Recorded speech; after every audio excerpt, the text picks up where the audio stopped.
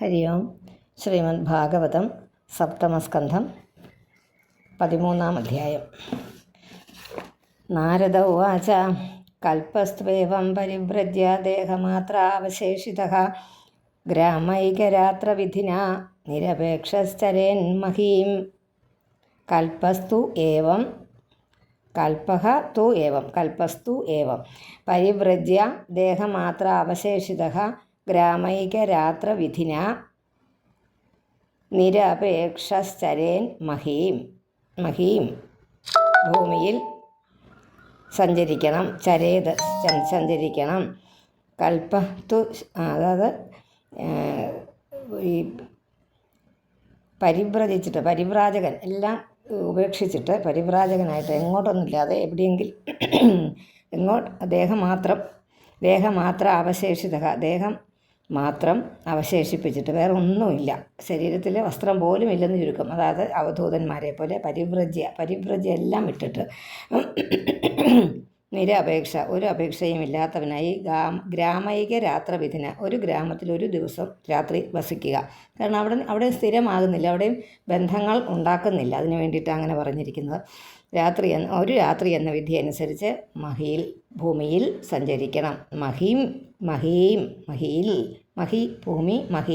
ഭൂമിയിൽ ചരേത് സഞ്ചരിക്കണം. അത് ഒരു വാനപ്രസ്ഥ ധർമ്മത്തെ നിർവഹിക്കാനുള്ള ആത്മവിദ്യയാണ്. അതിനൊന്നും ആത്മവിദ്യ, അതായത് വാനപ്രസ്ഥ ധർമ്മത്തെ അനുസരിച്ച് ജീവിക്കാൻ പ്രാപ്തിയില്ലാത്തവനും അതുപോലെ തന്നെ വിദ്യയൊന്നും ഇല്ലാത്തവനും ആണെങ്കിൽ ശരീരത്തെ ഉപേക്ഷിക്കാൻ അനശനാധികം അനുഷ്ഠിക്കണമെന്ന് പറഞ്ഞതിൽ പിന്നെ ആത്മവിചാരം ചെയ്യാൻ സമർത്ഥനായാൽ, ആത്മവിചാരമൊക്കെ ചെയ്ത് സമർത്ഥനായാൽ എങ്ങനെ ചെയ്യണമെന്നാണ് ഇനി പറയുന്നത്. അത് നമുക്കതങ്ങ് വായിക്കാം. ഓരോന്ന് എങ്ങനെയൊക്കെ ചെയ്യണമെന്നാണ് പറഞ്ഞിരിക്കുന്നത്. ഓരോ ആശ്രമികളും ബ്രഹ്മചര്യം പറഞ്ഞു, പിന്നെ അതിൻ്റെ കൂട്ടത്തിൽ വാനപ്രസ്ഥം കൂടെ പറഞ്ഞു. അപ്പോൾ അതിൻ്റെ ഇടയ്ക്കത്തെ കാര്യം പിന്നീടത്തേക്ക് മാറ്റി വെച്ചിരിക്കുക. ഗാർഹസ്ഥ്യം അതൊരു വലിയ അവസ്ഥയാണ്, ഒരു ആശ്രമമാണ്. ഈ 3 ആശ്രമങ്ങളെയും നിലനിർത്തുന്നത് ഗൃഹസ്ഥരാണ്. അതുകൊണ്ട് ഗാർഹസ്ഥ്യമാണ് ഏറ്റവും കേമമായതെന്നാണ് നാരദമുനി പറഞ്ഞു വെക്കുന്നത് യുധിഷ്ഠിരനോട്. അത്രയേ ഉള്ളൂ. അപ്പോൾ ബാക്കിയുള്ള ആശ്രമങ്ങളെക്കുറിച്ചൊന്ന് വർണ്ണിക്കുകയാണ് ഇവിടെ. ഇതിപ്പോൾ വാനപ്രസ്ഥത്തെക്കുറിച്ചാണെന്ന് മാത്രം. വനത്തിൽ സഞ്ചരിക്കുന്ന ആ രീതി, വീട് ഉപേക്ഷിച്ചിട്ട്.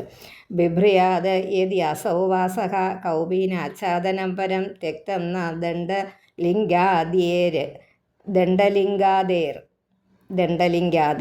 എന്നാണ്. ദണ്ഡലിംഗാദേ അന്യത് കിഞ്ചിത് അനാപതി.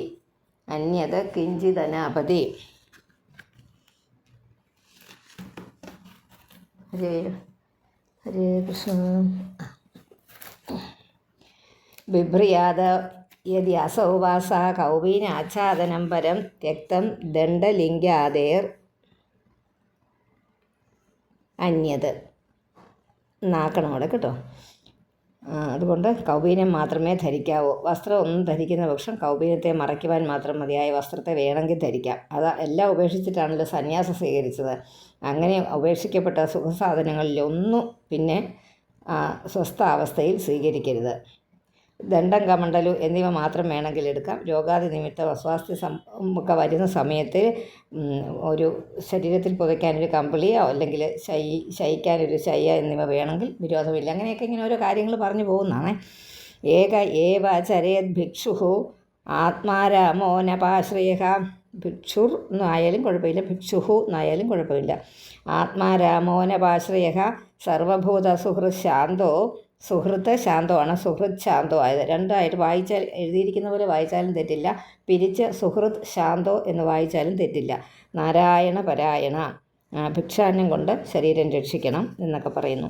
പശ്യേതാത്മന്യതോ വിശ്വം പരേ സദസദോ വ്യയേ ആത്മാനം ച പരം ബ്രഹ്മ സർവത്ര സദസന്മയേ. സത്തിൽ നിന്നും അസത്തിൽ നിന്നും പരനായും അവ്യയേ ക്ഷയരഹിതനായും ഇരിക്കുന്ന ആത്മാവിൽ ഈ വിശ്വത്തെയും ഇത് അസത്തായിരിക്കുന്ന സ്വരൂപത്തോടു കൂടിയ എല്ലാറ്റിലും എന്ന് വെച്ചാൽ പരബ്രഹ്മത്തെയും കാണണം. നമുക്കറിയാവുന്ന കാര്യങ്ങൾ തന്നെ. ഒന്ന് ആ സന്യാസിയായിട്ടിരിക്കുന്ന ഒരാളിൻ്റെ അല്ലെങ്കിൽ വാനപ്രസ്ഥയായിട്ടിരിക്കുന്ന ഒരാളിൻ്റെ അവസ്ഥയെക്കുറിച്ച് പറയും. എങ്ങനെയായിരിക്കണം ആ ആളിൻ്റെ മനസ്സെന്ന്. എല്ലാത്തിലും ഭഗവാനെ കാണണം. ഇതെല്ലാം മായയാണ് എന്നുള്ള കാര്യം നമ്മൾ അറിഞ്ഞിരിക്കണം. എല്ലാറ്റിലും ബ്രഹ്മത്തെ കാണുക, ദർശിക്കുക. സുപ്ത പ്രബോധയോ സന്ധൗ ആത്മനോ ഗതിം ആത്മദൃക്. സന്ധൗ എന്നാക്കണം, എന്നിട്ട് ആത്മനോ എന്നാക്കണം. അതൊക്കെ നിങ്ങൾക്കിപ്പോൾ അറിയാം. സുപ്ത പ്രബോധയോ സന്ധൗ ആത്മനോ ഗതിം ആത്മദൃക് പശ്യൻ ബന്ധം ച മോക്ഷം ച മായാമാത്രം ന വസ്തുതഃ. ആത്മാവിനെ കണ്ടവൻ സുഷുപ്തി, ആ മൂന്നവസ്ഥ, സുഷുപ്തിയുടെയും ജാഗ്രതത്തിൻ്റെയും ഒക്കെ ആ സന്ധിയിൽ, ഉറങ്ങുന്നതിൻ്റെ ഉണരുന്നതിൻ്റെ ഇടയിലുള്ള സന്ധിയിൽ ആത്മാവിൻ്റെ ഗതിയെ കാണാൻ സാധിക്കും അവർക്ക്. അതുപോലെ മോക്ഷവും മായ കൊണ്ട് മാത്രമാണ്. പരമാർത്ഥത്തിൽ ഇതൊന്നുമില്ല. ഇപ്പം നമുക്ക് ഒന്നുമില്ല, സത്യത്തിൽ ഇതൊന്നുമില്ല. അതൊക്കെ നമ്മുടെ സൃഷ്ടി, നമ്മുടെ മനസ്സിൻ്റെയും ഒക്കെ സൃഷ്ടികളാണ്. ഇതെല്ലാം മായയാണ്, സത്യമായിട്ടൊന്നില്ല. ആ ഉറങ്ങുന്നതിൻ്റെ സുഷുപ്തിയുടെയും ജാഗ്രത ഉണരുന്ന അവസ്ഥയുടെ ഇടയ്ക്കൊരു ശകല സമയം നമ്മൾ ഉണ്ട്. ആ ഒരു സമയത്ത് ഉണ്ടാകുന്ന ആ അതാണ് ബ്രഹ്മം എന്ന് പറഞ്ഞാൽ ബ്രഹ്മ മുഹൂർത്തം എന്നൊക്കെ പറയുന്ന അത്രയും സമയം നമ്മൾ ശരിക്കും ബ്രഹ്മത്തെ കാണുന്നുണ്ട്. അതുകൊണ്ടാണ് ഉറങ്ങുക എന്ന് പറയുന്ന മനുഷ്യരൊരു അത്യാവശ്യ കാര്യമായത്. കാരണം അത് ഇല്ലാതെ വന്നാൽ എല്ലാം താളം തെറ്റും, നമ്മുടെ ബുദ്ധി എല്ലാം മാറിപ്പോകും. ആ ഉറക്കം നമ്മുടെ റീസൈക്കിൾ ചെയ്യാനായിട്ട് വേണ്ടിയിട്ടാണ് ഉറക്കം വെച്ചിരിക്കുന്ന മനുഷ്യന്. അപ്പോൾ ആ ഉറക്കത്തിൽ നമ്മൾ ഏറ്റവും ആ ബ്രഹ്മത്തെ കാണുന്നുണ്ടെന്നാണ് ആചാര്യന്മാർ പറയുന്നത്. നാഭിനന്ദേത് ധ്രുവം മൃത്യും അധ്രുവം വാസ്യ ജീവിതം കാലം പരം പ്രതീക്ഷേത ഭൂതാനം പ്രഭവാപ്യയം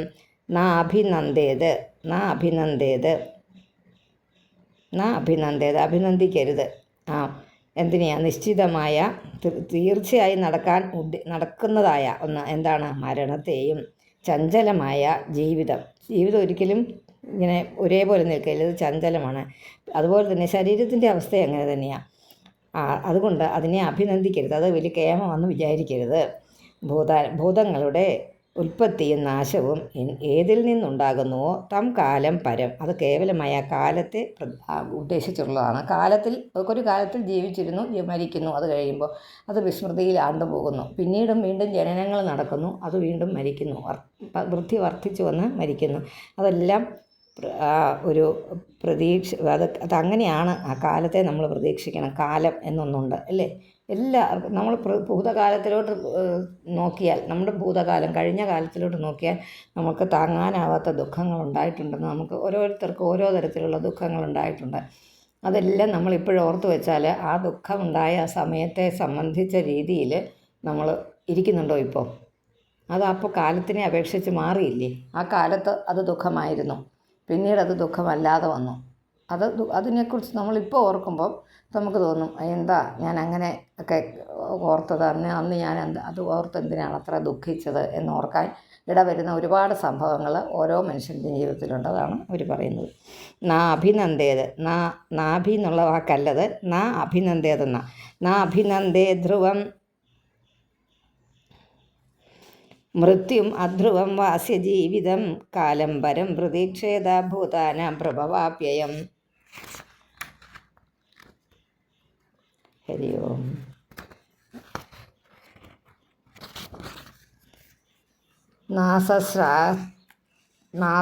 നാസശ്രാസേഷു സജ്ജേത നോപജീവേത ജീവിക്കാം വാദവാദാൻ ത്യജേത് തർക്കാൻ പക്ഷം കം ച ന സംശ്രയേത്. അസശാസ്ത്രേഷു സത്ത് എന്ന് പറഞ്ഞാൽ സത്യമായത് എപ്പോഴും ഉള്ളത്, സംഘം നമ്മൾ പറയില്ല നല്ലതായിട്ടുള്ള. അത് അസത്ത് എന്ന് പറഞ്ഞാൽ അസത്തല്ലാത്തതായ ശാസ്ത്രങ്ങളിൽ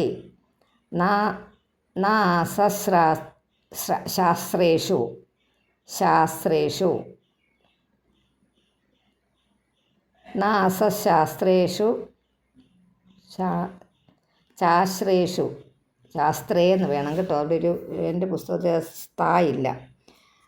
നാസശാസ്ത്രേഷു സജ്ജേത നോപജീവേത ജീവിക്കാം വാദവാദാൻ ത്യജേത് തർക്കാൻ പക്ഷം കം ച ന സംശയേത്.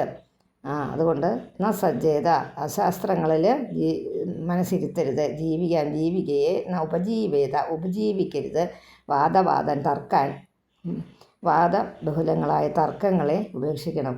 വെറുതെ തർക്കത്തിൽ പെടേണ്ട. ശാസ്ത്രങ്ങളെക്കുറിച്ച് ആരെങ്കിലും പറഞ്ഞാൽ അതാണ് ശരി, നിങ്ങൾ ഈ പറയുന്നതൊക്കെ മണ്ടത്തരാണ് പറഞ്ഞ് വേണ്ട, നമ്മൾ തർക്കിക്കേണ്ട. അതെന്താണെന്ന് അത് വളരെ പ്രധാനമായ ഒരു കുഞ്ഞൊരു കാര്യമാണെങ്കിൽ അതൊരു പ്രധാന കാര്യമാണ്. നമുക്കൊരു വിചാരം നമ്മുടെ മനസ്സിലുണ്ട്, ഇന്നതുപോലെയാണ്, ഇതാണ് ശരിയെന്ന്. നമ്മൾ പല നാളുകൾ കൊണ്ട്, അത് പെട്ടെന്ന് എടുക്കുന്ന തീരുമാനത്തിൻ്റെ കാര്യമല്ല, പല നാളുകൾ കൊണ്ട് നമ്മൾ ആർജിച്ച് വെച്ചിരിക്കുന്ന ഒരു കാര്യം, നമുക്കതിനെ ബലമായിട്ട് വിശ്വാസമുണ്ടെന്നിരിക്കട്ടെ. വേറെ ഒരാൾ അതിനെ എതിർത്ത് പറയുകയാണെങ്കിൽ അതിനെ ജയിക്കാൻ വേണ്ടി നമ്മൾ തർക്കിക്കാൻ പോകണ്ട. കാരണം എന്താ, തർക്കിച്ച് നമ്മുടെ ഉള്ളിലുള്ള ആ വിശ്വാസത്തെ കൂടി ഇല്ലാതാക്കും. നമ്മൾ തന്നെ അവസാനം എത്തിപ്പെടും. കാരണം തർക്കിക്കുന്ന ആ മറുകര നിൽക്കുന്നയാൾ, എതിർഭാഗത്ത് നിൽക്കുന്നയാൾ നമ്മൾ വിചാരിച്ചിരിക്കുന്ന കാര്യം സത്യമല്ലെന്നാണ് അവർ സമർത്ഥിക്കുന്നത്. പലതരം ന്യായങ്ങൾ നിരത്തി അവർ സമർത്ഥിക്കുമ്പോൾ അത് ശരിയാണ് എന്ന് യുക്തിക്ക് തോന്നും. അപ്പോൾ അത് പിന്നെ നമ്മുടെ ശ്രദ്ധ മാറ്റും. പിന്നെ നമ്മൾ ആദ്യം മുതലേ തുടങ്ങേണ്ടി വരും. അതുകൊണ്ട് ഒന്നിൽ ഉറച്ചു നിൽക്കുക. ഏതാണ് വിശ്വസിച്ചിരിക്കുന്നതെങ്കിൽ അതിൽ ഉറച്ചു നിൽക്കുക. നമുക്ക് ചെയ്യാൻ പറ്റുന്ന ക്രിയാമാർഗങ്ങളെ മാത്രം അനുഷ്ഠിക്കുക. അപ്പോൾ അത് അങ്ങനെ ചെയ്യുമ്പോഴും ഒരു കാര്യം ഓർക്കുക, ഒരു ദിവസം എനിക്ക് ചെയ്യാൻ പറ്റിയില്ലെങ്കിൽ അതൊരു തെറ്റല്ലെന്ന്. അല്ലാത്തവർ പറയുന്നത് എന്താ, എന്തെങ്കിലും ചെയ്താൽ അത് ഒരു ദിവസം ചെയ്താൽ എല്ലാ ദിവസവും ചെയ്യണം, അല്ലെ ദോഷമാണെന്ന് പറയും. അത് വേറൊരാളെ തർക്കിച്ചത് സമർത്ഥിക്കാൻ നോക്കും. അത് നമുക്ക് കേൾക്കുമ്പോൾ സത്യമാണെന്ന് തോന്നും. പക്ഷെ നമുക്കത് പ്രാവർത്തികമല്ലാതെ വരികയാണെങ്കിൽ നമ്മളെ അത് മതിക്കും. നമ്മുടെ മനസ്സിനെ അത് നമ്മളത്രയും നാളും ചെയ്തത് വൃഥാവിലാണല്ലോ എന്നൊരു ദുഃഖം വരും. പിന്നീട് അത് ചെയ്യാനുള്ള മടി വരും. അത് കുറേശ്ശെ ലോപിച്ച് ഇല്ലാതാകും. അങ്ങനെ ഉണ്ടാവരുത്. അപ്പോൾ അത് നമ്മുടെ മനസ്സിലൊരു ദൃഢനിശ്ചയം വേണം. എനിക്കിന്ന് പറ്റിയോ, ഇന്ന് ചെയ്യുക. ഭാഗവതത്തിൻ്റെ കാര്യം നമുക്കെടുക്കാം. ഭാഗവതം നിത്യം പാരായണം ചെയ്യണം എന്ന് ഗുരു പറഞ്ഞിട്ടുണ്ട്. ഒരു ദിവസം വായിക്കാൻ പറ്റിയില്ല, 2 ദിവസം വായിക്കാൻ പറ്റിയില്ല, അല്ലെങ്കിൽ പല ദിവസങ്ങൾ അടുപ്പിച്ച് കുറച്ച് ദിവസങ്ങൾ അതിൽ നിന്ന് വിട്ടു നിൽക്കേണ്ടി വന്നു. അതുകൊണ്ട് അത് എന്നേക്കുമായി ഉപേക്ഷിക്കുകയാണോ വേണ്ടതല്ല. നമുക്ക് പിന്നീട് പറ്റുന്ന പോലെ തുടർച്ചയായിട്ട് തുടരുക.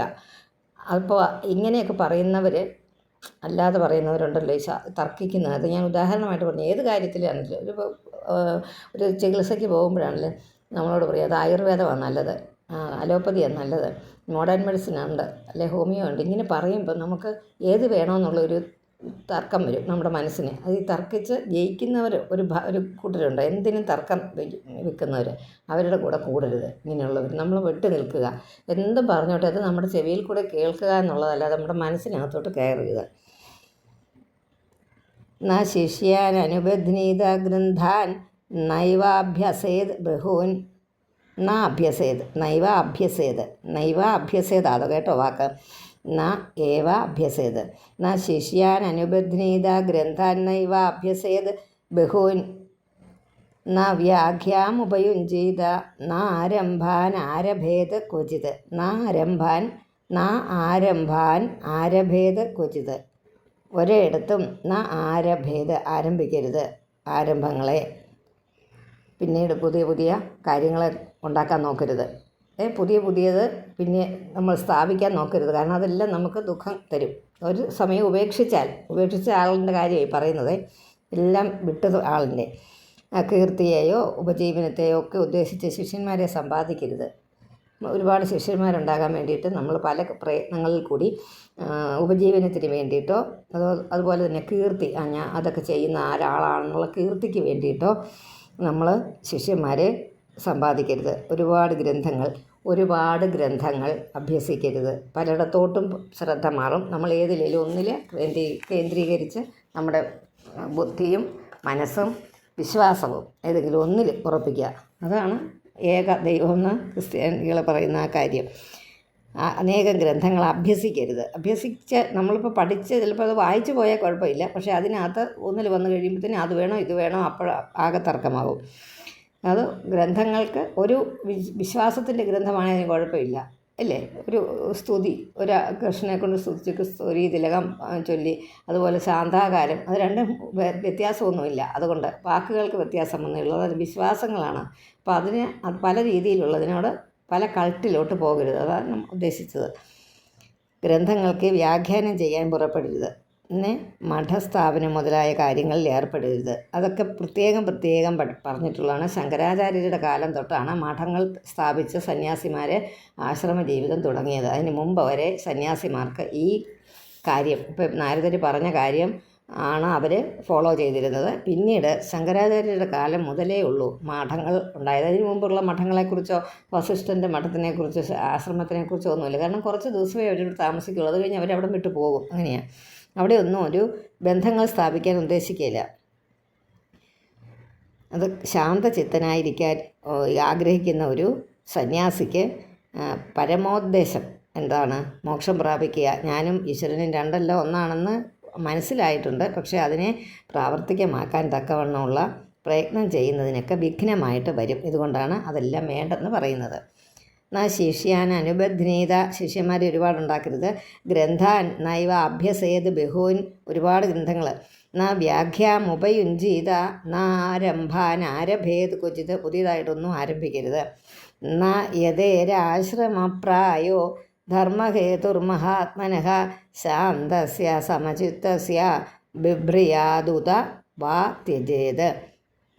യഥേരാശ്രമപ്രായോ ധർമ്മഹേതുർമഹാത്മനഃ ശാന്തസ്യ സമചിത്തസ്യ ബിഭ്രിയാദുത വാ ത്യജേത്.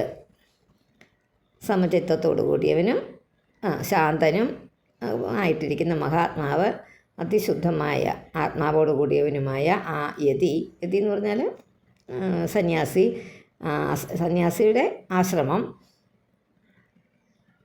ധർമ്മകരണമല്ല. അതൊരു ആശ്രമം ഇങ്ങനെ ഒരു പ്രത്യേകിച്ച് നിർമ്മിച്ച് സ്ഥിരമായിട്ടൊരെണ്ണം വച്ചിരിക്കുന്നത് അത് ശരിയല്ല. അല്ലെങ്കിൽ അത് ത്യജിക്കാം. നമ്മൾ ഭരിക്കാം, അല്ലെങ്കിൽ അതിനെ ത്യജിക്കാം. അതിനെ ഭരിച്ചിരിക്കുകയാണെങ്കിൽ നമ്മൾ അവിടെ തന്നെ ഇരിക്കും. ത്യജിക്കുകയാണെങ്കിൽ നമുക്ക് അവിടെ നിന്ന് വിട്ടു പോകാം. അവ്യക്തലിംഗോ വ്യക്താർത്ഥോ മനീഷി ഉന്മത്ത ബാലവത് കവിർമൂകവദാത്മാനം സദൃഷ്ട്യാ ദർശയേ നൃണാം. അവ്യക്തലിംഗോ വ്യക്താർത്ഥോ മനീഷി ഉന്മത്ത ബാലവിത്, മനീഷി മനസ്സിനെ അറിഞ്ഞവൻ, മനീഷി. ഉന്മത്ത ബാലവത്, ഉന്മത്തൻ, ബാലൻ എന്നിവരെ പോലെയും മൂകവത്, മൂകനെ പോലെയും ആത്മാവിനെ ദർശിക്കണം. ഒന്നും അറിയാത്തവനെ പോലെ അതിനെ ദർശിക്കണം. വലിയ ജ്ഞാനിയാണെന്നുള്ള രീതിയിലൊന്നും ആയിരിക്കരുത്. അത്രാപ്യുദാഹരന്തീമം ഇതിഹാസം പുരാതനം പ്രഹ്ലാദസ്യ ച സംവാദം മുനേ രാജഗരസ്യ ച.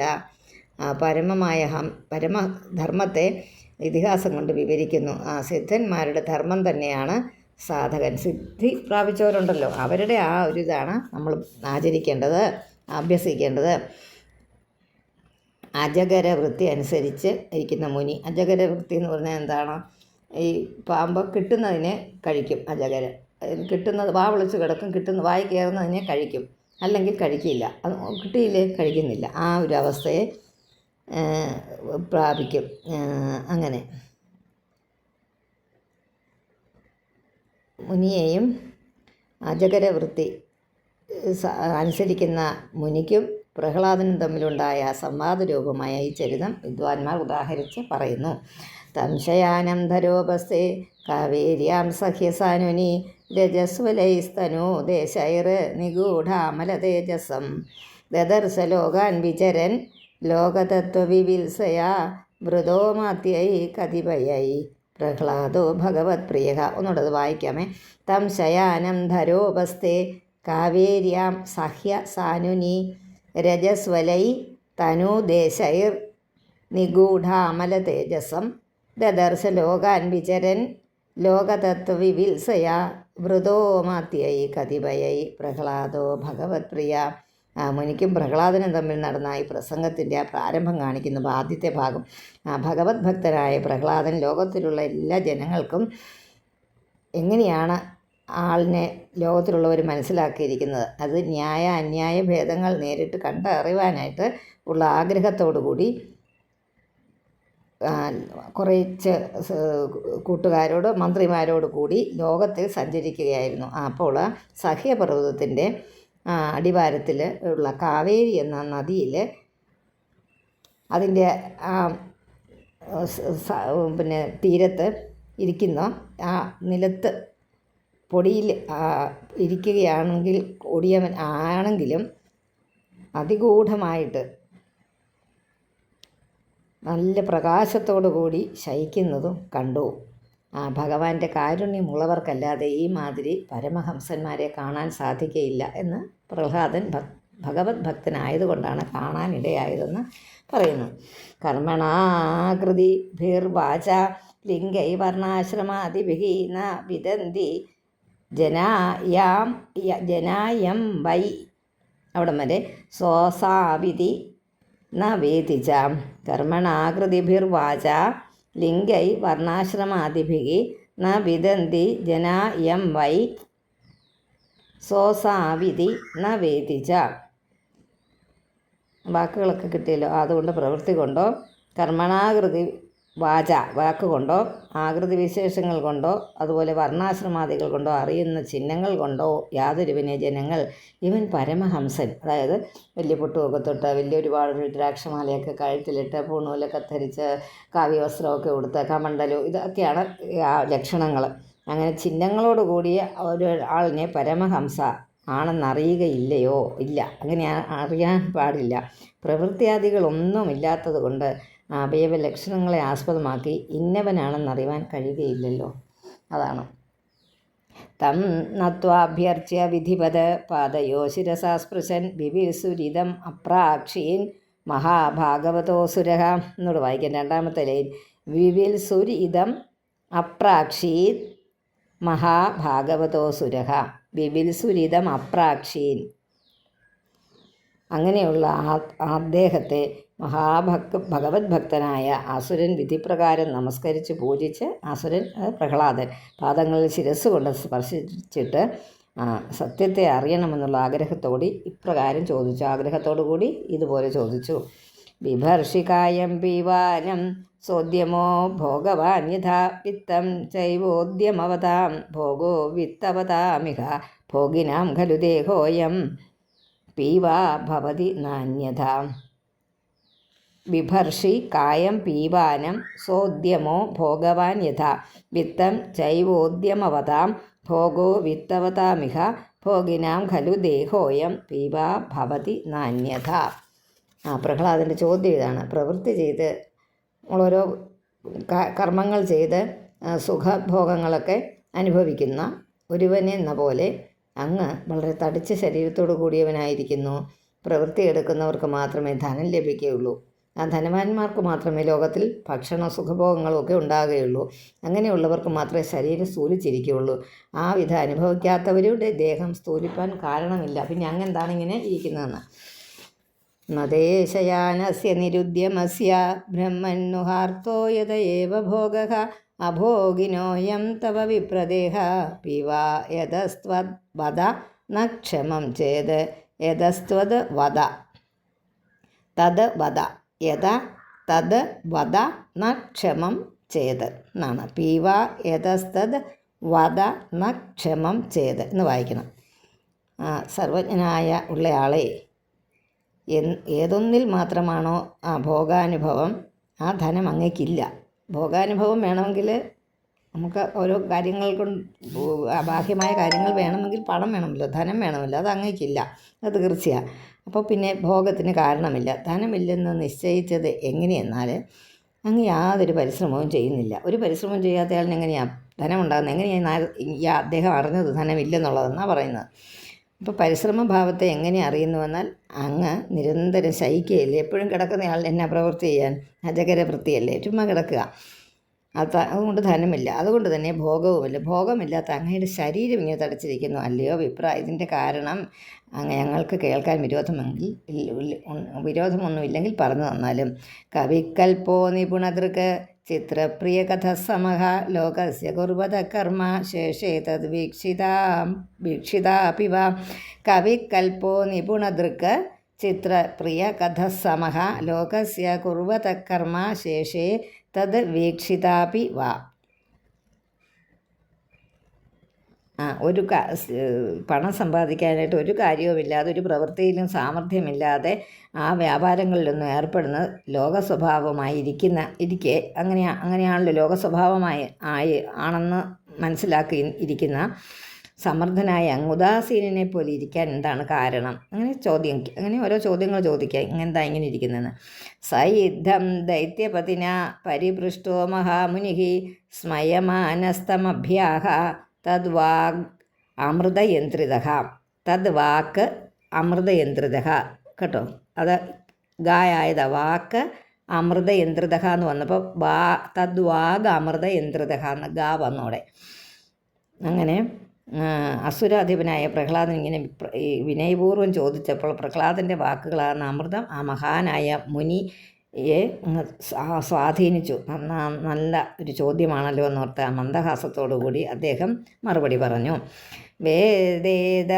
വേദേതമസുരശ്രേഷ്ഠ ഭവാൻ നന്നു ആര്യസമ്മതഃ ഈഹോ പരമയോർ നൃണാമല്ല എന്നുള്ള വാക്കാണ് നീട്ടിയിരിക്കുന്നത്. നൃണാം പദാന്യധ്യാത്മചക്ഷുഷ വേദേദം അസുരശ്രേഷ്ഠ ഭവാൻ നന്നു ആര്യസമ്മതഃ ഈഹോ പരമയോർ നൃണാം പദാന്യധ്യാത്മചക്ഷുഷ. ശ്രദ്ധിച്ച് വായിക്കണം. ചെറിയ ചെറിയ തെറ്റുകൾ വരാൻ ഇതുള്ള വാക്കുകൾ, കാരണം നീട്ടേണ്ടത്തടുത്ത് നീട്ടാനൊരു പ്രേരണ വരും നമുക്ക്. പാദാനി എന്നൊക്കെ പറയാൻ തോന്നുമേ. പദാനി അധ്യാത്മചക്ഷുഷ. അപ്പോൾ സർവജ്ഞനാണെന്ന് ആര്യന്മാർക്ക് സമ്മതനായിരിക്കുന്ന ഭവാൻ ഈ മനുഷ്യരുടെ പ്രവൃത്തി നിവൃത്തികളെ കൊണ്ടുണ്ടാകുന്ന ഈ ഫലങ്ങളെ ഉള്ളിലുള്ള ദൃഷ്ടി കൊണ്ട് അന്ധകരണം കൊണ്ട് നന്നായി അറിയുന്നവനല്ലേ എന്ന് ആ ബ്രാഹ്മണൻ ചോദിച്ചു. യസ്യ നാരായണോ ദേവോ ഭഗവാൻ ഹൃദ്ഗത സദാ ഭക്ത്യാ കേവലയാ ജ്ഞാനം ധുനോതി ധ്വാന്തമർക്കവത്. യസ്യ നാരായണോ ദേവോ ഭഗവാൻ ഹൃദ്ഗത സദാ ഭക്ത്യാ കേവലയാ ജ്ഞാനം ധുനോതി ധ്വാന്തമർക്കവത്. അതുകൊണ്ട് സൂര്യൻ എന്ന പോലെ ഇരുട്ടിനെ സൂര്യൻ എന്ന പോലെ അജ്ഞാനത്തെ കേവലയാ അജ്ഞാനം, കേവലമായ അജ്ഞാനത്തെ കേവലയാ ജ്ഞാനമല്ല കേവലയാ ജ്ഞാനം. അങ്ങനെ സർവജ്ഞത്വം എങ്ങനെ സിദ്ധിച്ചു എന്ന് കാണിക്കുന്നു. ഫലകാംക്ഷയോട് കൂടാത്ത പരമപ്രേമലക്ഷണയായ ഭക്തി നിമിത്തം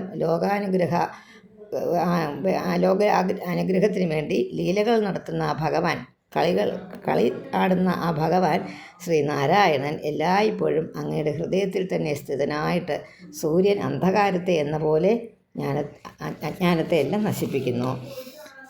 അഥാ ബിബ്രൂമഹേ പ്രശ്നാൻ തവ രാജൻ യഥാശ്രുതം സംഭാഷണീയോ ഹി ഭവാൻ ആത്മന ശുദ്ധിമിച്ഛതാം. അഥാ ബിബ്രൂമഹേ പ്രശ്നാൻ. അഥാപി രാജൻ, അല്ലയോ രാജൻ, അങ്ങ് സർവ്വം അറിയുന്നവനെങ്കിൽ അങ്ങയുടെ ചോദ്യങ്ങൾക്ക് ഞാൻ ഗുരുവിൽ നിന്ന് കേട്ടതിനെ അനുസരിച്ച് മറുപടി പറയാം എന്ന് പറയുകയാണ് ആ ബ്രാഹ്മണൻ. തൃഷ്ണയാ ഭവവാഹിന്യ യോഗ്യൈ കാമൈരപൂരയ കർമാണി കാര്യമാണോഹം നാനായോനിഷു യോജിതഃ. തൃഷ്ണയാ ഭവവാഹിന്യ യോഗ്യൈ കാമൈരപൂരയ കർമാണി കാര്യമാണോഹം നാനായോനിഷു യോജിതഃ. അത് വായിച്ചു പോയാൽ മതി. ഇത് എങ്ങനെയാണെന്ന് ലോകത്തിൻ്റെ കർമ്മത്തിനെ കുറിച്ചൊക്കെയുള്ള വിശദീകരണം തരുന്നത്. ഗംഭീരമായിട്ടുള്ള കാര്യങ്ങൾ തുടങ്ങുകയാണ്. യദൃച്ഛയാ ലോകമിമം പ്രാപ്തിത കർമ്മഭിർഭ്രമൻ സ്വർഗാപവർഗയോർദ്വാരം തിരശ്ചാം പുനരസ്യ ചാം. ഈ യദൃച്ഛയാ ലോകമിമം പ്രാപിത കർമ്മഭിഭ്രമൻ സ്വർഗാപവർഗയോർദ്വാരം തിരശ്ചാം പുനരസ്യ ചാം. ഇങ്ങനെ കർമ്മങ്ങളാൽ ചുറ്റിത്തിരിയുന്ന ഞാൻ യാദൃച്ഛികമായിട്ട് സ്വർഗത്തിൻ്റെയും മോക്ഷത്തിൻ്റെയും തിര്യക്കുകളുടെയും പിന്നെയും ഇതിൻ്റെയും എല്ലാം ദ്വാരമായിരിക്കുന്ന ഈ ലോകത്തിൽ പ്രാപിച്ചു. പിന്നെ ഇവിടെ എത്തി, ഈ ലോകത്തിലെത്തി. അത്രാപി ദമ്പതീനാം ച സുഖായ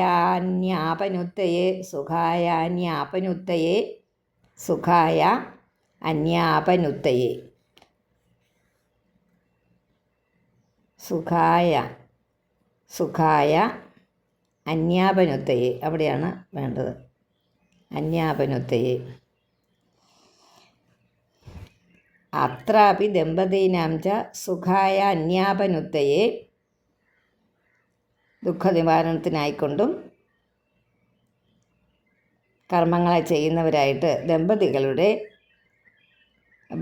വിപരീത ഫലത്തെ കണ്ടിട്ട് നിവൃത്തനായിരിക്കുന്നു ഞാൻ. മനുഷ്യരിൽ സുഖത്തെ സിദ്ധിക്കാനും ദുഃഖമില്ലാതിരിക്കാനും വേണ്ടി ദാമ്പത്യധർമ്മത്തെ അവലംബിച്ച് കർമ്മങ്ങൾ ചെയ്യുന്ന ആൾക്കാരുണ്ടല്ലോ. എന്നുവെച്ചാൽ ദമ്പതികളായിട്ട് ഭാര്യാഭർത്താക്കൾ ആണെങ്കിലും ലോകത്ത് മുഴുവനും ഉദ്ദേശത്തിന് അവരുടെ ആ ഉദ്ദേശത്തിൻ്റെ വിപരീത ഫലം എന്തൊരു വിപരീത ഫലമായിരിക്കും അവിടെ അത് ഉണ്ടാകുന്നതിൽ എന്തെങ്കിലുമൊക്കെ നന്നായിട്ട് വരാനായിട്ടൊക്കെ എല്ലാം നല്ല സെറ്റപ്പ് ആകാനെല്ലാം ചെയ്ത് വെക്കുന്നത്. പക്ഷേ അതൊരു വിപരീത ഫലം അനുഭവപ്പെടുന്നത് കണ്ടിട്ട് ഞാൻ എന്ത് ചെയ്തു, കർമ്മങ്ങളിൽ നിന്ന് വിരമിച്ചതെല്ലാം കണ്ട് പേടിച്ച് ഞാൻ അതിനകത്ത് വിരമിച്ചു. ഉദ്ദേശിച്ച ഫലം സിദ്ധിക്കുകയില്ലെന്ന് മാത്രമല്ല വിപരീത ഫലങ്ങൾ വന്നു ചേരുകയും ചെയ്യുമെന്ന് കർമ്മങ്ങളിൽ ഏർപ്പെടുന്നത് ഉചിതമല്ലെന്ന് ഉള്ള തീർച്ച എനിക്കുണ്ടായതുകൊണ്ട് ഞാൻ ഒരു വിരക്തനായി ഭവിച്ചിരിക്കുന്നു എന്ന് പറഞ്ഞു അദ്ദേഹം. ഹരി ഓം.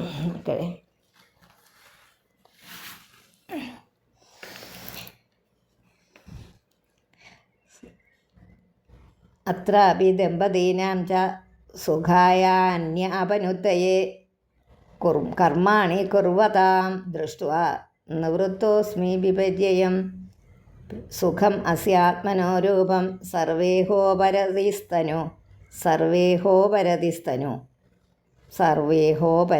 തനു അതാ മനഃസംസ്പർശജാൻ ദൃഷ്ട്വാ ഭോഗാൻ സ്വപ്സ്യാമി സംവിശൻ സ്വപ്സ്യാമി എന്ന വാക്ക്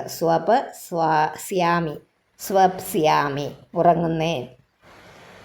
ഇത് അദ്ദേഹത്തിൻ്റെ കാര്യങ്ങൾ പറയുക. സുഖസ്യ ആത്മനോ രൂപം, ആത്മാവിൻ്റെ രൂപം സുഖരൂപമായ ആ സുഖത്തെ സർവകർമ്മങ്ങളിൽ നിന്നുള്ള നിവൃത്തി തനു പ്രകാശിപ്പിക്കുന്നതാകുന്നു. അതുകൊണ്ട് ഇതെല്ലാം വെറുതെയാണ് ചെയ്യുന്നത്, ഒന്നും ചെയ്യാതിരിക്കുന്നത് നല്ലതെന്നാണ് പറഞ്ഞു വരുന്നത്. പക്ഷേ നമ്മൾ പഠിച്ചിരിക്കുന്നത് അങ്ങനെ തന്നെ. പക്ഷേ ആ കർമ്മത്തിൽ നമുക്ക് ബദ്ധരാകരുതെന്നേ ഉള്ളൂ. കർമ്മം നമ്മളെ ബന്ധിപ്പിക്കരുത്. കർമ്മം കൊണ്ട് നമ്മൾ ചെയ്തു, ഇങ്ങനെയൊക്കെ ചെയ്തത് കൊണ്ട് ഇങ്ങനെയൊക്കെ ആയി, അത് നമ്മുടെ കർമ്മത്തിൽ നമ്മളെ ബദ്ധരാക്കരുത്. ഞാൻ ചെയ്യുന്ന കർമ്മങ്ങൾ ഒരു ഫലം അറിയാതെ പോലും ആഗ്രഹിക്കരുത് എന്നാണ് പറഞ്ഞിരിക്കുന്നത്. അങ്ങനെയാണ് ദുഃഖം ഉണ്ടാകുകയില്ല. സത്യമാത്. നിങ്ങളെല്ലാം ഓരോ കാര്യങ്ങൾ എടുത്തു വെച്ച് നിങ്ങൾക്കുണ്ടായ ദുഃഖത്തിനെ കൊണ്ട് നിങ്ങളൊന്ന് വിശകലനം ചെയ്ത് നോക്കും. നിങ്ങളല്ല ഞാനും. എന്തുകൊണ്ടാണ്? നമ്മൾ ഉദ്ദേശിച്ച പോലെ വരാഞ്ഞ കാര്യങ്ങൾ വരാത്തത് കൊണ്ടല്ലേ നമുക്ക് ദുഃഖം വരുന്നത്. അതെ, ദുഃഖം വരുന്നത് നമ്മൾ ഉദ്ദേശിച്ച പോലെ കാര്യങ്ങൾ വരാത്തത് കൊണ്ടാണ്. അപ്പോൾ ആ ഉദ്ദേശിച്ച പോലെ എപ്പോഴും വരണമെന്നില്ല. അത് പല കാരണങ്ങളും അതിനുണ്ട്. അപ്പോൾ ഇതൊന്നും ചെയ്തില്ലെങ്കിലോ ഒരു കുഴപ്പവും ഇല്ലല്ലോ എന്ന് പറഞ്ഞ പോലെ. അത് വായിക്കണ്ടല്ലോ ഇനിയും. സുഖമസ്യ ആത്മനോ രൂപം സർവേഹോപരതിസ്തനു മനഃസംസ്പർശതാൻ ദൃഷ്ട്വാ ഭോഗാൻ സ്വപ്സ്യാമി സംവിശൻ ഇത്യേതദാത്മനസ്വാർത്ഥം സന്തം വിസ്മൃത്യ വൈപുമാൻ വിചിത്രാമസതി ദ്വൈതേ ഘോരാമാപ്നോതി സംസൃതിം. ഇത്യേതദാത്മനസ്വാർത്ഥം സന്തം വിസ്മൃത്യ വൈപുമാൻ വിചിത്രാമസതി ദ്വൈതേ ഘോരാം ആപ്നോതി സംസൃതിം. ആത്മാവിൻ്റെ സ്വന്തം സ്വരൂപമായിരിക്കുന്ന ആ പുരുഷാർത്ഥത്തെ വിസ്മരിച്ചിട്ട് തന്നെ മനുഷ്യൻ അസതിദ്വൈതെ പരമാർത്ഥമല്ലാത്ത ദ്വൈതത്തിൽ രണ്ടാമതൊന്ന് ഉണ്ട് എന്ന് ധരിച്ചിട്ട് വിചിത്രം നാനാവിധത്തിലിരിക്കുന്നതും ഘോരവും ആയ സംസാരത്തെ പ്രാപിക്കുന്നു. വളരെ ഗംഭീരമായ വേദാന്തമാണ്. ജലം തദുദ്ഭവൈശ്ചന്നം ഹിത്വാജ്ഞോ ജലകാമ്യയാ മൃഗതൃഷ്ണാമുപാധാവേത് യഥാന്യത്ര അർത്ഥദൃഗ് സ്വതഃ. വായിക്കുന്നതൊക്കെ നന്നായിട്ട് വായിക്കണം കേട്ടോ. ജലം തദുദ്ഭവൈശ്ചന്നം പല പ്രാവശ്യം വായിച്ചാലേ ആ വാക്കൊക്കെ നമ്മുടെ വായിൽ വരുള്ളൂ, നാക്കിന് വഴങ്ങുകയുള്ളൂ. ജലം തദുദ്ഭവൈശ്ചന്നം ഹിത്വാജ്ഞോ ജലകാമ്യയാ മൃഗതൃഷ്ണാമുപാധാവേത് യഥാന്യത്ര അർത്ഥദൃഗ് സ്വതഃ.